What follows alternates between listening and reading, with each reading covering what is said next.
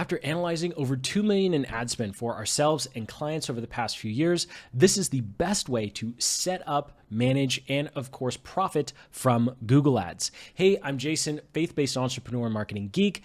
Timestamps below, along with some other helpful links and resources, including a link to our Google Ads Playbook that has all of our best keyword formulas, ad copy frameworks, and of course, a optimization plan to help you get up and running in just a few hours. Now let's start by heading over to ads.google.com, and you can create a new ads account or sign into your current one from here.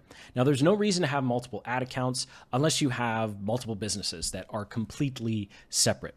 So when you click Start Now at the top here, you'll need to log in with whatever Google Ads account you already have. It can be the same as Gmail, YouTube, or Google Workspace. You can always change your access later, so don't feel like you're locked into anything here. And if you already have access to other Google accounts or you've set one up in the past, you should see a page that looks something like this. So you can click the one you're working on, or you can go ahead. What we'll do is just click to create a new one.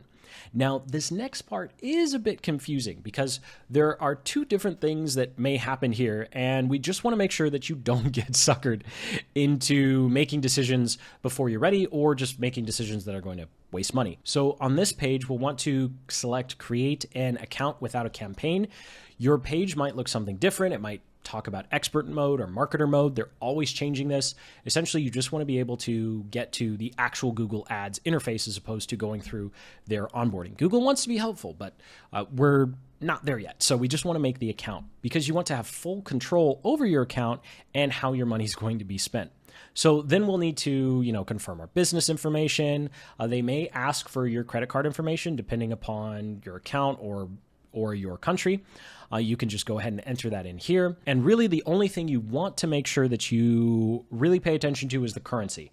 That's the only thing in this entire process that cannot be changed. So make sure you choose the right currency that you are going to be billed in, right? Whatever currency your bank account is in.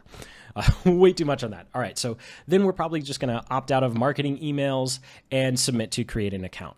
Then when we continue to account, we'll just go ahead and click on Explore here. And once you reach this page, this is your new Google Ads account. Your Google Ads account has been created.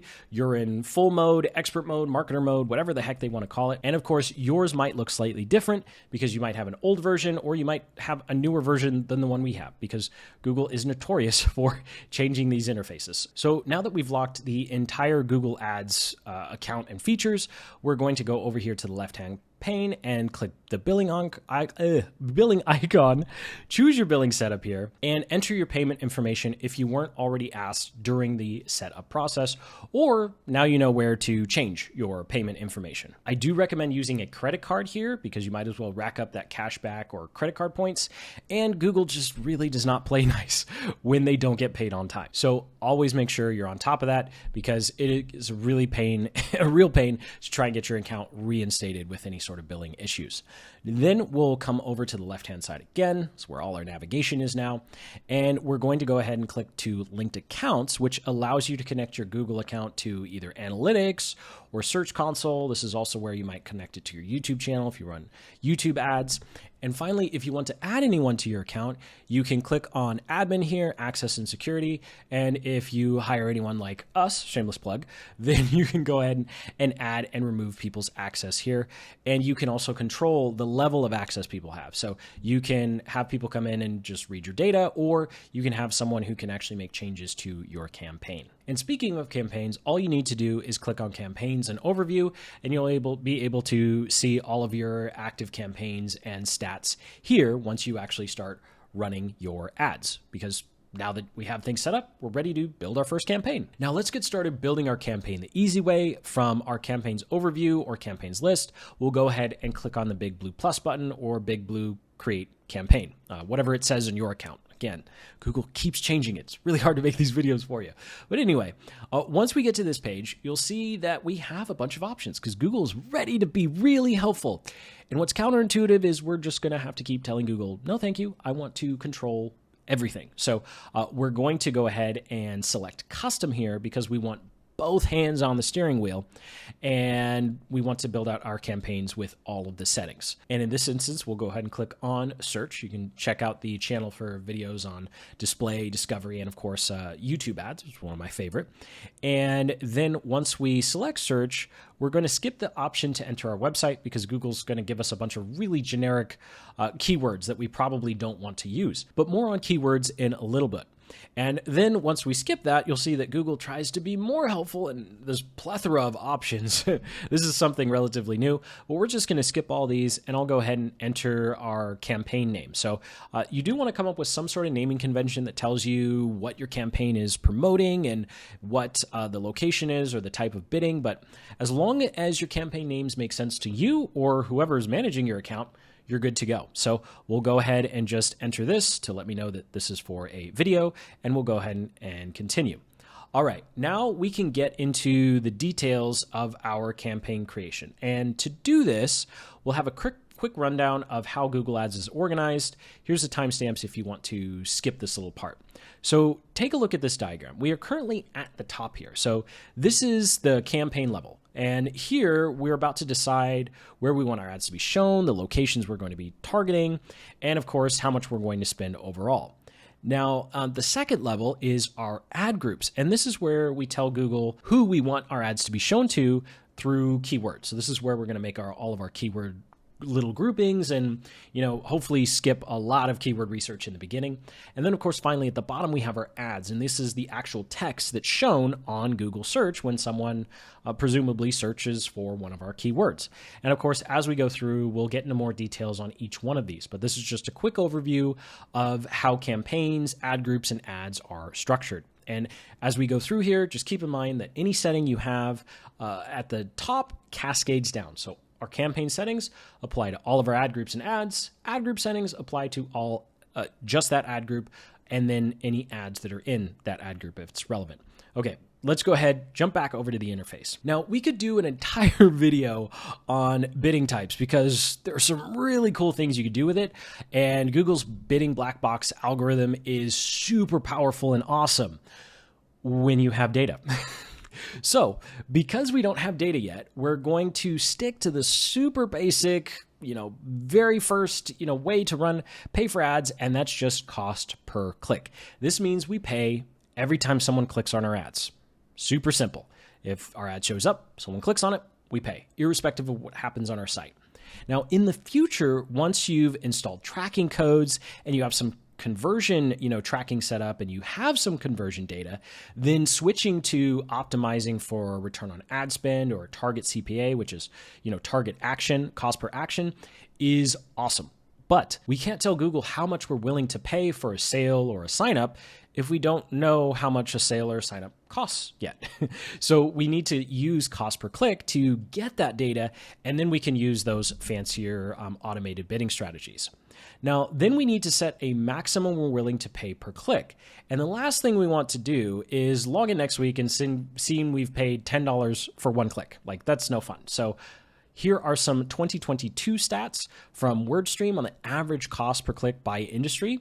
So these are a great benchmark, but you won't really know exactly how much something is going to cost until you start running it. So just choose the niche or industry that you're closest to here, add 50 cents because inflation, and then that should be a good starting point for you. So since I'm going to be promoting a Facebook ads agency here in this example, I'll set our bid to $3.86 since the average for business services is around $3.80, and I'm going to bid just 6 cents more and see what happens. Ideally, by this time, because this is 2022 data, it's probably closer to $5 now. But if you're still not sure where to start, you can start anywhere from $3 to $5 per click, and then just adjust from there. Google will tell you within the first few days how much clicks actually cost. They really guard that data until you start spending money. So enough about clicks and costs. Hopefully that gives you a place to start because you're probably going to adjust it next week anyway. Let's go ahead and talk about campaign networks. And this is where we get to tell Google where we want our ads to show up. So even though we've already selected search campaign, Google, they really want to help us out here. They're like, hey, I know you said search, but we've got display, we've got search partners, and we just have to say, no, thank you. No, thank you. So uncheck first search partners to start, because we don't want our ads showing up on random search results of random websites. We only want to show up on Google itself. And then we need to uncheck the display network here, because again, we don't want our ads showing up on random sites. Display network is awesome. Discovery is awesome in a separate campaign using very different settings. So we want to make sure we're just on the Google search page here. Now, when it comes to locations, this will vary, of course, depending upon your business. But before we get into those details, we need to stop Google from being sneaky with our budget again. So before you do anything else, come down to the location options and click presence instead of presence plus interest. So this tells Google we want our ads to show up when people are physically in the locations that we're talking about, as opposed to interested in the locations that we are targeting. So unless you're like a hotel and you want to target people who are interested in coming to, your town, you want to make sure that you have presence only, because we want people physically in whatever geo location we're about to set here. All right, now that we have that sorted, let's come back up and we can go ahead and click on enter another location here, click advanced search, so we can manually enter our targets. Now, if you're an e-commerce company, let's quickly go through how to choose what to target here.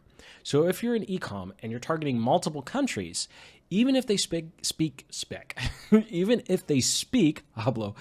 the same language, create a campaign for each country you want to target. And so you'll just go through this process of making one campaign for each country, right?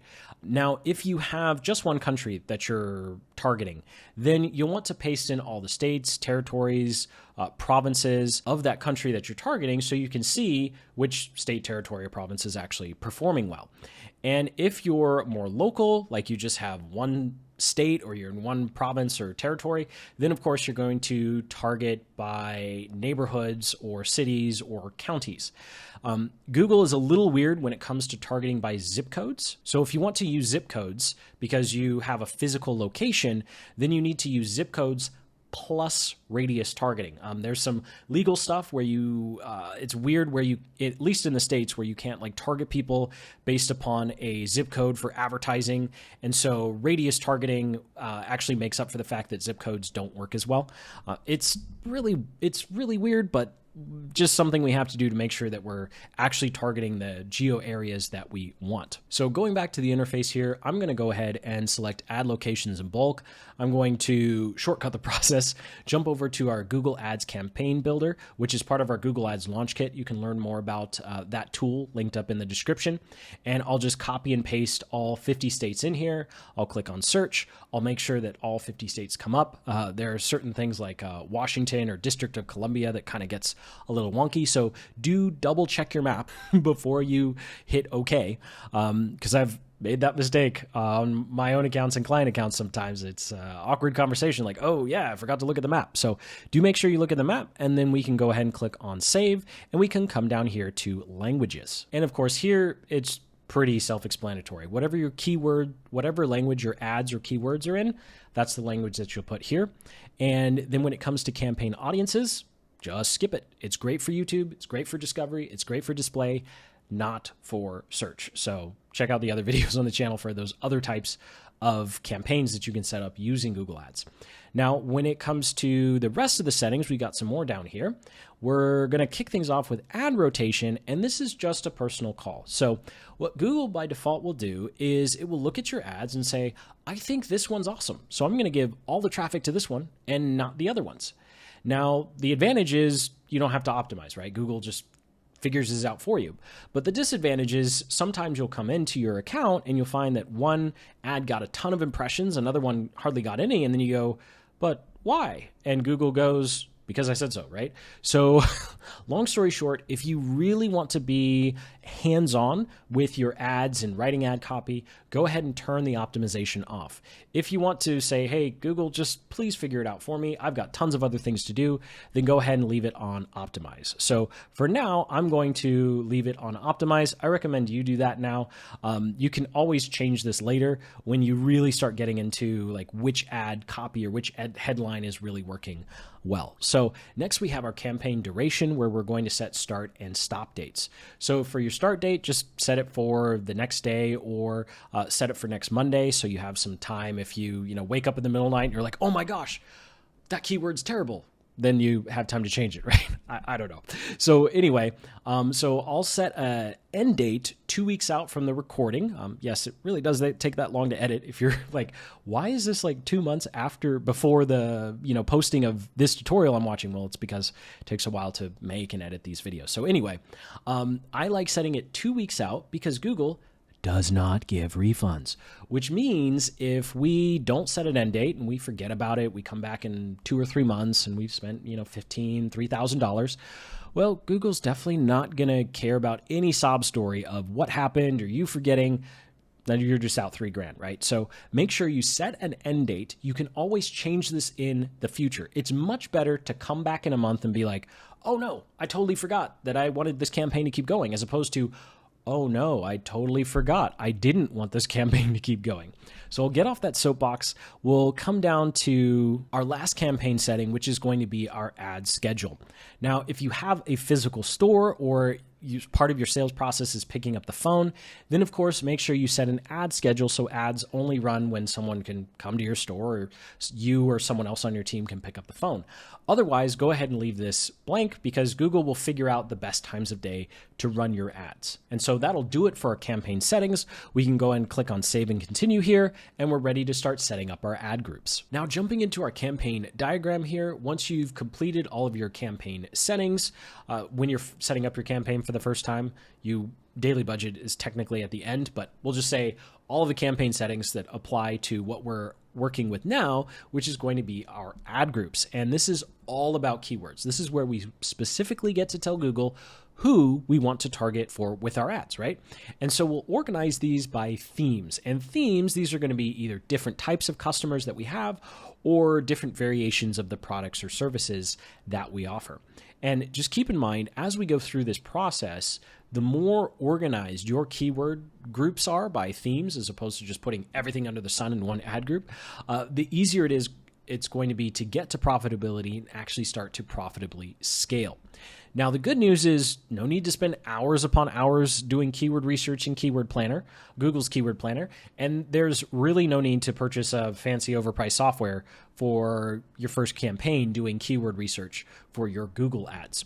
You just need 15 to 30 keywords and you can get started launching, right? So this is going to be 3 to 5 ad groups with 3 to 7 unique closely related keywords per ad group. You can tell the math doesn't work out exactly. So we'll just say 35 unique keywords max for your campaign, irrespective of how you organize them in different ad groups.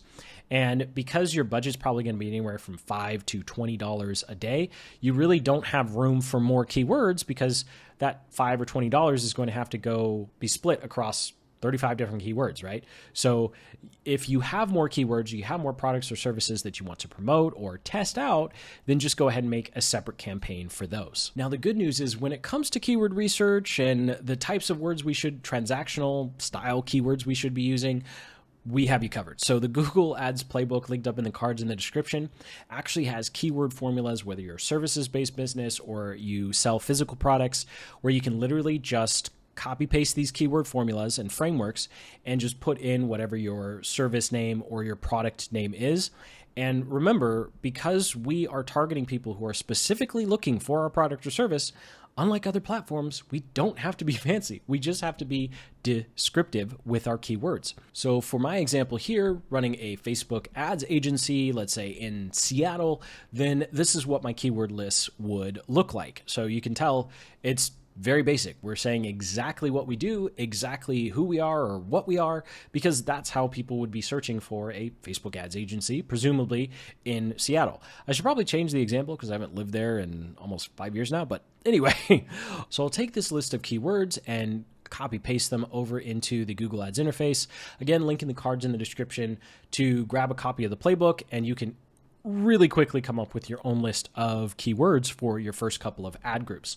Now, you will notice I've put quotes and brackets around each one of these keywords, and I actually have 2 versions of each one of them.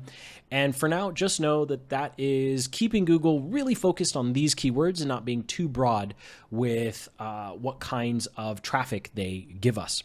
Now, you can create the rest of your ad groups once your campaign is published. So I'll just do one ad group for now. And Google is always changing the interface. So even if yours looks slightly different, the underlying principle of grouping your keywords in tightly knitted or themed ad groups is always going to be the same. But before we move on to our ad copy, one quick note about those little quotes and brackets, because it's going to save you a lot of headache and even more money in the future. Now, let's talk match types, because this can save you a boatload of wasted ad spend when used correctly. So when it comes to match types, essentially what we get to do is tell Google how strict we are with the types of keywords that our ads show up for. So think of it as a funnel. At the very top, we have broad, which is pretty much, hey, Google, anything related to my keyword, please show it. Then we have phrase, and then we have exact.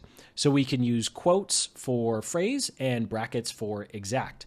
Now, we'll go through each one of these because exact doesn't exactly mean exact and phrase doesn't exactly mean phrase anymore because Google's deciding to just confuse the heck out of us. But what we can all agree on is broad match is probably the one you don't want to use. So we'll go ahead and kick things off with that one. And if you don't use quotes or brackets, you just plainly put in the keyword into your ad campaign, Google will be using broad match. And so here, Google's going to show your ads to anything remotely related to your keyword. So in our example here, we have men's watch. You could show it for searches like men's watch style guide or watch companies, because those searches are related to men's watch. But if you're selling watches, as you can tell, that's pretty useless unless you're trying to maximize exposure for a reason. So when we go down to phrase match here, you'll see that Google will only show your ad when the entire phrase or synonyms of that phrase or search term are used. And for most of us, this is a great place to start. And then finally, of course, at the very bottom here, we have exact match, right? And although this is called exact, you can see from the examples, it's not exact, right? It's just very, very close or synonyms. And of course, like let's say, for example, someone types in watches for guys, your men's watch keyword will still be triggered. And so as you can see from this example, it's really important to add terms that are transactional that shows someone actually wants to make a purchase. So instead of targeting men's watch, because you just don't want anyone under the sun looking for men's watch, you would say men's watch price or men's watch for sale or, buy men's watch, something in the keyword phrase that would represent someone who's actually looking to make a purchase, as opposed to just saying, hey, men's watch, because you sell men's watches. Well, you're going to get a lot of traffic that you don't actually want. So we do want to make sure that even though we can do, phrase match and exact match, you always want to keep in mind, is this a keyword that only buyers are typing in? Because if you have keywords, even though using these match types, that don't necessarily represent a buyer, you're probably going to get a lot of traffic and a lot of clicks of people who were never interested in buying in the first place. Now, jumping over to our campaign diagram here, ad copywriting and creation is the final step of our campaign creation process before we get to launch. So we'll be writing ads that are directly related to the keywords of our ad groups. So, which is part of why having such tightly themed ad groups in terms of closely related keywords, either by customer type or type of offer or service, is so important. This will allow us to easily craft better ad copy. So here's the timestamps to skip the basics. Now, here's a quick overview of the main components of our ad. So of course, we have at first our headline, and you can have up to 30 characters here.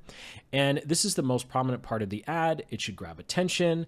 You'll focus on what makes your offer unique compared to, of course, other potential competitors that are also showing up on Google Ads. And this is just going to be the single most important part of your ad.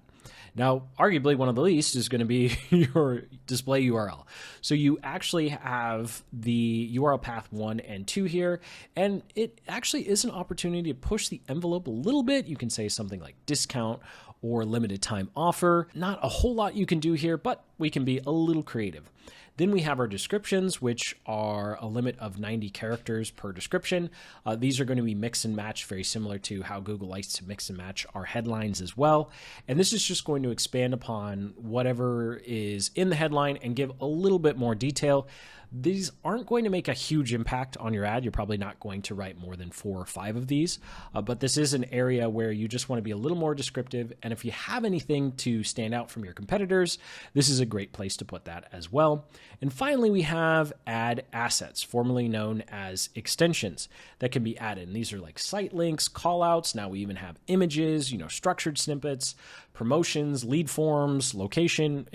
It's quite a list, but these are going to be created after you've created your campaign, and it's up to Google whether or not they show these. So these are definitely something that you want to do after you have campaign 1 or 2 set up, but it's not something you need to stress about when you're first getting started. Now, here's a basic example of what our ad headlines could look like for a Facebook ads agency. You'll notice that unlike what we need to do for Facebook ads or even email subject lines, we can be a lot more descriptive, and we don't necessarily have to be as attention grabbing. We can really just focus on, hey, our offer delivers these results. Our offer helps break these roadblocks, or our offer will do, this for you. And so we can really focus on being a lot more descriptive because we're targeting keywords that represent people who are actively looking for our type of product or service. Now, when it comes to the actual strategy here, you'll notice that our Google Ads Playbook doesn't have space for 15 headlines per ad. And that's because you really only want to give Google 5 to 7, maybe 10 headlines per ad. And the reason you want to do this is because you want to know which kind of group of 7 to 10 headlines works the best. Because if you take all your headlines and put them in one ad, well, then you have nothing to compare it to, right? And you don't really know what's working and what's not. So when it comes to writing out your headlines, make sure you have at least 15 and then split them into 2. I know, 14, but you ignore the math here. At least have 15 headlines and then split them into 2 different ads. You can have the same URL path, same descriptions, but as long as you have at least 2 ads, you can have Google, play them off each other and figure out which combination of those is best. I know it's a little confusing because you're like, well, I could just put it in 1, but splitting it into 2 will really help you understand what types of ads are working. Sure, you won't know the exact combination. Google does not want us to know that anymore. Sadly, we used to, but Google changes. So at the very least, we can know the best, combination of 5 to 7 headlines that work the best. Now, I highly recommend you always write your own ad headlines independent of this awesome feature, which is dynamic keyword insertion. So here's simply how it works. Google allows us to take our keywords from our ad group, and when they're triggered by someone entering in a specific search term into Google and our ad pops up, we can take that keyword and put it in our ad headline, which is pretty cool, just using these squiggly brackets. And of course, we can create some defaults and some phrases around our keyword, but more on that in a moment. Here, let's go through an actual example of how this works. Let's say someone searches Facebook Ads Management Company, and you're bidding on the keyword Facebook Ads Manager. When the ads come up, yours will be triggered, and then you will have the target keyword, Facebook Ads Manager, in the headline because that's the keyword that your ad was triggered for. So it's not exactly what someone types into Google. I mean, that would be a little creepy and probably freak people out, even though Google has the ability to do that. But it is pretty dang close, especially if you're using phrase or exact match like I always recommend. The idea here is to enter the conversation in the back of your ideal customer's mind. And so when they type in a search, your ad headline is as close as possible to whatever it is they're searching for. So jumping over to our campaign diagram here, this is why I'm so adamant about having closely related and closely themed keyword groups in your ad groups, because this allows you to write these headlines that are and use dynamic keyword insertion to be really focused and specific, and it makes your ads a lot more powerful and potent. So let's go through how to actually set this up. Now, apart from having the keyword dynamically inserted into your headlines, you can also put text in front or behind it. So here are some example phrases that you can put, in the front, like buy, new, great, top quality, free, or cheap. Then your keyword will actually show up. Or you have some back phrases here, like now, easy today, fast, sale, or for less. And since this is a little pie in the sky, here's some practical examples of what these formulas would look like using dynamic keyword insertion. So as an example here, you can say cheap, men's watches, but if you're bidding on, let's say your keywords are men's luxury watch or men's sports watch or classic watch, then it would dynamically insert classic, luxury, or sports based upon the search term. So if someone types in and they're looking for luxury men's watch, then your ad headline would be cheap luxury men's, watches. And so it's a way to easily have a bunch of different headlines that are almost exactly what your ideal customers are looking for. So it's really, really powerful and helpful, but let's go through how to actually set these up together. So jumping over to the interface real quick here, all you need to do to activate this feature is use this squiggly bracket, and it will give you some options. So select keyword insertion and click title case. So this will automatically capitalize the first letter of your keywords. I think that's really important to make sure your ad doesn't look funny. And then of course, it's going to ask you for a default headline, just in case the keyword doesn't trigger, or maybe the keyword and your extra text around it are too long. You do want to make sure that it's still under 30 characters. And so here, I'm just going to put Facebook Ads Manager, something basic, a headline I would have used anyway, right? And then I recommend pinning this to position 1, just so you can better understand how it works. For the most part, Google's probably going to put it in position 1 anyway, but I like putting it in position 1 because it's easier for me to compare one ad to another. Now, this is probably going to take you an extra 5 or 10 minutes when it comes to setting up your ads campaigns, but it's totally worth it.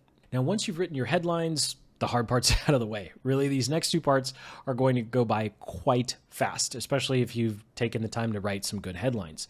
So we have our display URL and our description. Now, when it comes to our display URL, this is just what is shown in our ad and tells people where on earth they're going when they click on the ad. So in the first part of this, in your final URL, this is going to be the site, or the page on your site that people go to. So nothing fancy here, just where are we sending people? It should be a specific page on your site for your ads. Please don't send people to your homepage. People get lost and they don't know what to do.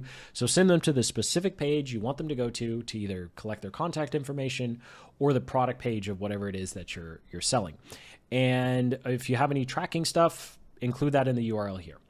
Unless you're being fancy and you're using URL parameters, but getting sidetracked. So the next part of this is going to be the display path 1 and 2.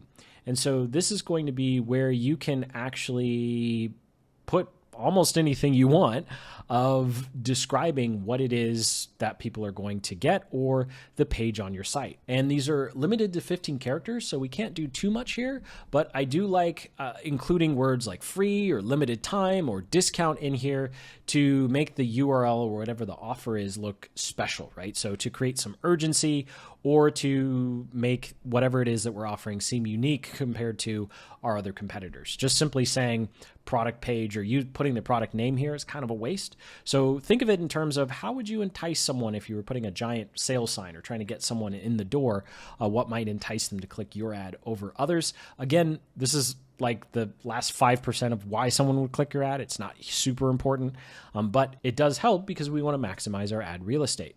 So moving on, we have our ad descriptions. And descriptions, this is just details about whatever it is that you're offering, right? So whatever results or roadblocks or benefits didn't fit in your headline, or if you have more details, like you have a guarantee or some sort of trial period, you want to put that in the description. It's just literally being descriptive. I know that sounds silly. Like, really? I watch a long YouTube video to be told that my description should be descriptive? Well, yes, we don't want to be super fancy here. If you want to be fancy or tongue-in-cheek, then do that in your headline. But the description is where we want to focus on giving people some insight into what it is that we're offering, what it is they're going to get when they click. So we have 90 characters here. Google is going to start giving you a quality score as you type this into the ads interface. It's always going to tell you the quality score stinks. And really all Google wants to see is a bunch of keywords in your description. Please ignore that. Don't listen to Google. Write it for a person. Don't write it for an algorithm. Now, to save us some time, I've gone ahead and written out some sample ads using the Google Ads Playbook, linked up in the cards and the description. I really like using tools like these because it helps me stay organized. And of course, it also allows me to see the ads that I've written as opposed to having to go back to the interface every time I don't remember what I wrote before. And so we'll go ahead, jump into the interface here. I'll go ahead and select the responsive search ad. And of course, we've got all of our fill in the blanks here. So I'll go ahead and zoom in here so it's easy to see what we're copying and pasting. So I'll go ahead and start with the URL here, drop in the URL path, of course, copy paste over our ad headlines. You'll see here, Google's starting to give us a little ad rank up there. It's kind of cut off because I zoomed in. And then of course we can go ahead and add in our description text here. And as you can see right now, my ad rank is average. I'm totally okay with that. Sometimes it will tell you your ad rank is poor. Just ignore it. You don't care until you see real world data, because all this is doing is Google is just looking for keywords inside your ads. It's not actually based upon how many people are going to click or buy or actually come into your store, give you a call. So definitely don't use the ad rank as, or don't use, that little bar at the top, circle at the top as saying, oh no, my ad stinks. Like, just ignore it. Wait until real data comes in. And then of course we can scroll down here. You can see here we have some ad assets that we can add. I recommend just going ahead and doing that later, mostly because you're going to want to make ad assets for your entire account as opposed to on a per campaign basis. So I'll just go ahead and skip through these, go ahead and click on done. Now, in your particular case, you're probably going to want to create another ad. For time purposes here, I'm just going to go ahead and click on next. And that's all there is to it, to creating your ads. Now, the final step here, of course, is budget, right? How much are we going to spend? And now, just like any big multinational corporation, Google likes money. They like it a lot. So they're going to suggest or recommend how much we should spend. And as usual, we're going to politely tell Google, we're going to control our own wallets, right? So of course they have their recommendations here as to how much they think we should spend, but I'm going to go ahead and just click on the custom option here and then go ahead and pop in $5 a day. And of course they have another wonderful recommendation that I'm sure is in our best interest on how much more money we should give them. I mean, spend to grow our business. Of course, it's all for us, right? So seriously, Google's always going to tell you to spend more money. They're always going to show you how you can spend more money with them so you can get, better results.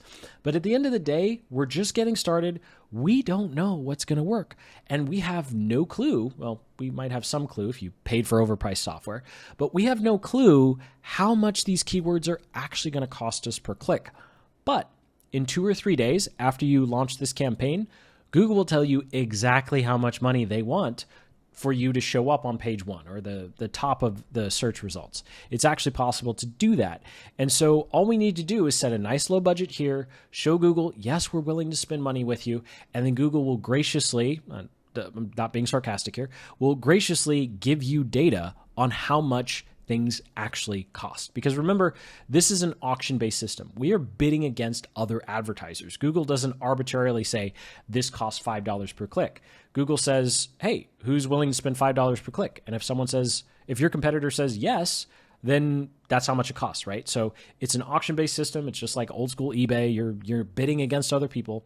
And so long story short, $5 to $20 a day here is going to be plenty to start getting you data and start seeing how much keywords actually cost. And then raise your budgets as you see fit, right? But don't start with these, ridiculously high daily budgets, right? Like it's just $200 or $500 a day is kind of crazy. So anyway, that's all we need to do. So we can go ahead and click here to review our campaign details and finally Click publish, publishing, and done. Our campaign is either live or scheduled for the next few days. That was kind of anticlimactic. Let's say it's live. Our campaign is live. Pat yourself on the back. We are ready to go. Unless you're like me and you still haven't given Google your credit card information, in which case we've got this little red bar at the top letting us know that we do in fact need to give them money to start our ads. Now that our campaign is live and published, of course, if it's your first time, you'll probably have a bar similar to this. So let's go ahead and quickly complete that. So I'll go ahead and just drop in our credit card here. Again, Google can get quite nasty when billing doesn't go out. So I like using credit cards as opposed to debits or whatever other payment options they may have there. And you may find that if it's a brand new account, it may take a while for Google to, approve your payment. They might do one of those things where they do like a couple cents on your card and then take it back just to make sure that things are working properly. And then of course your ad should be approved within 24 or 48 hours. If you go 3 or 4 days and they're not approved, then you should have some notes as to why. You can comment below with questions, although remember, I'm not Google support. I can't necessarily tell you why Google is taking so long or why they don't necessarily like your ads. But anyway, with that, now we are 110% done because we've given Google our coveted credit card info, and we are all set. Ready to go. That's the second time I'm saying that. We're all set and ready to go. Really this time, launching our Google Ads campaign.